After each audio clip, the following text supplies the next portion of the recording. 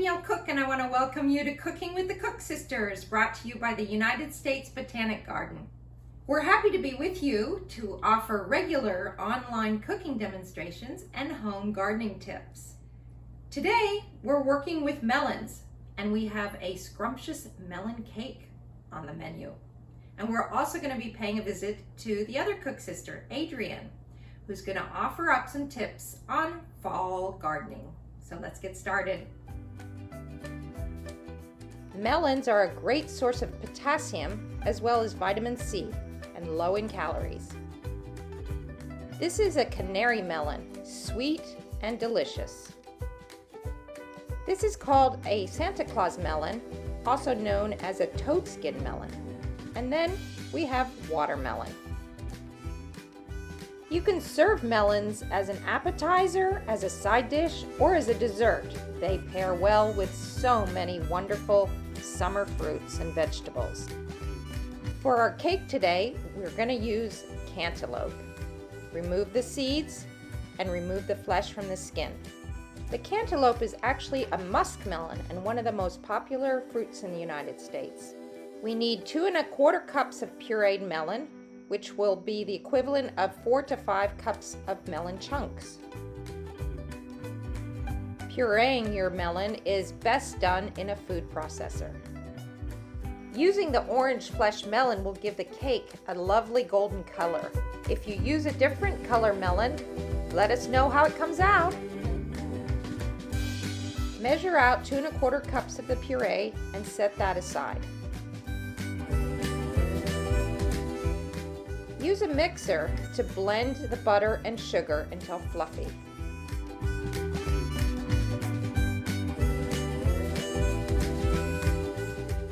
Add your eggs one at a time.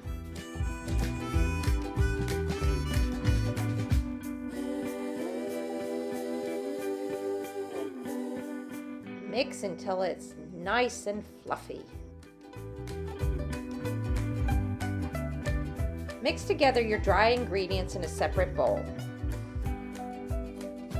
Add the dry ingredients in 2 parts, alternating with the melon puree.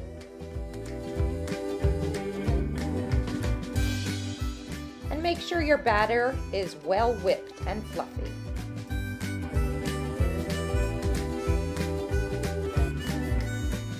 I love using my old-fashioned bundt pan for this cake. Bake in a 350-degree oven for 40 to 50 minutes. While the cake is baking, prepare your glaze.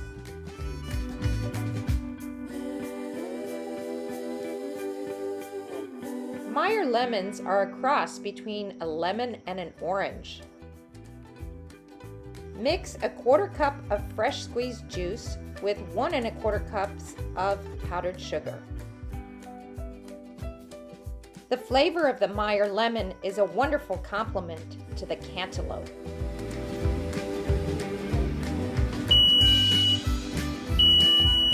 Our cake is ready, beautifully browned. Now we need to let it cool.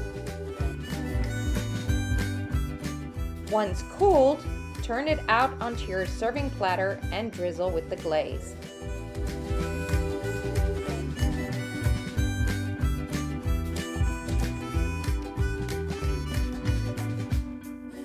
And for a final touch, garnish with your Meyer lemon zest. Thanks for visiting me in the kitchen today. Now let's take a trip out to Adrienne and see what fall planting tips she has to share with us. Hi, I'm Adrienne, and today we're going to be prepping for fall planting. My early planted bush beans are winding down.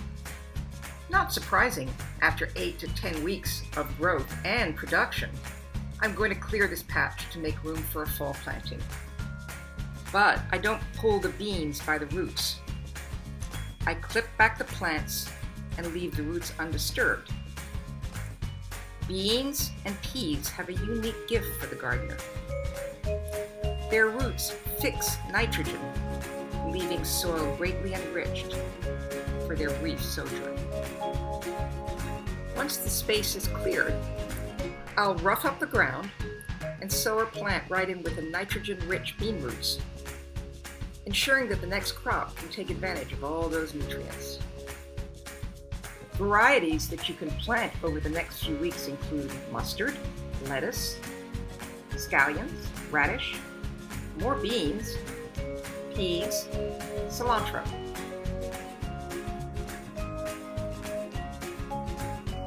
Be sure to harvest the beans that are left on the vines before you put them in the compost. Thanks for joining me. We'll see you next week.